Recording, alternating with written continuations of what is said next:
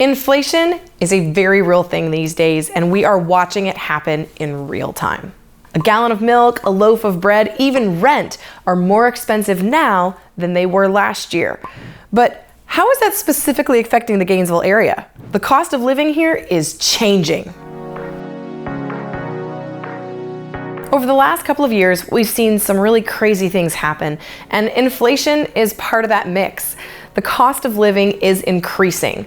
But the good news is that, at least according to salary.com, the cost of living in Gainesville, Florida is still 6.6% less than the national average. But what we are noticing is that the national average is creeping up, and so has Gainesville.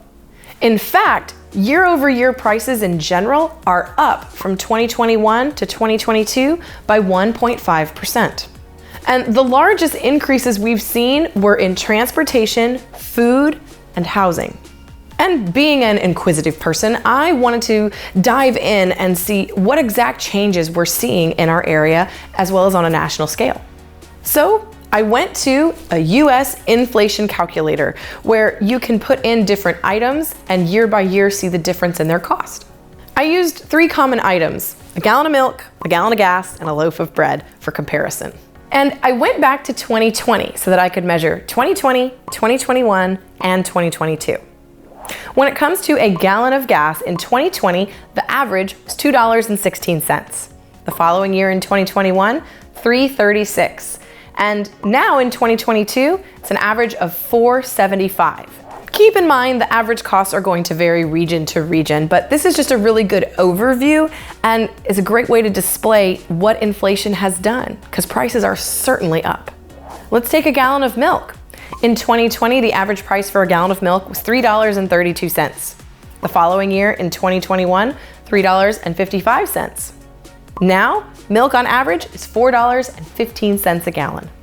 I also looked into the price of a loaf of white bread. So if you get wheat bread or some kind of special grain bread, this may not be completely accurate, but it does give us an idea of the cost increase we've seen. In 2020, the average loaf of white bread cost $1.45. 2021, it went up to $1.52, and now with the latest data we have for 2022, that cost is $1.72. So when you look at that raw data and pull out the numbers, it's easy to see the effects of inflation.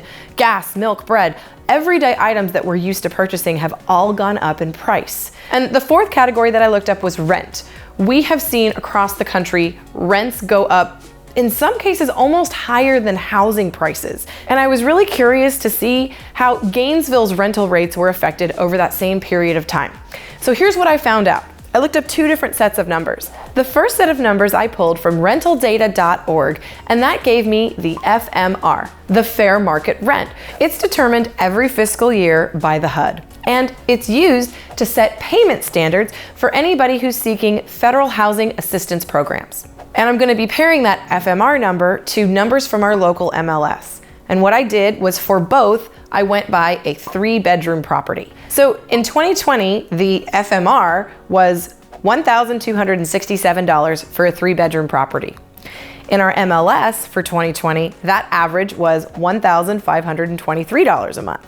Fast forward to 2021, and the FMR had risen to $1,415. And on average in 2021, a 3-bedroom property rented for $1,677. And 2022, we haven't completed yet, but based on the most recent numbers, something interesting happened. The FMR actually went down a little bit. It went down to $1,369. But what we saw real time happening in Gainesville was that the average rental rate for a 3-bedroom was $1,896. So what exactly does that mean when it comes to housing? What it means is we're generally seeing an upward trend. So if you are renting and considering buying, your rent rates are still going up. Now, with that FMR coming down just a little bit in 2022, I think that's just showing that there's more inventory on the market, things are cooling a little bit, but rental rates are still generally on the rise.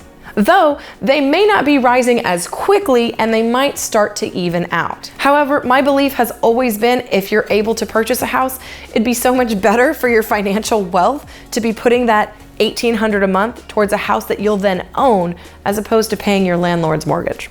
The cost of living is changing, and Gainesville is no different.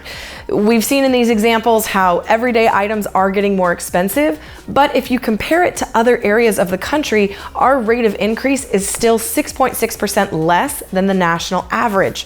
So is Gainesville a great place to live? I certainly think so. And if you're wondering what my top 5 reasons are for never leaving, don't miss my next video. I'm Lindsey Johnson, your resource for all things real estate. See you next time.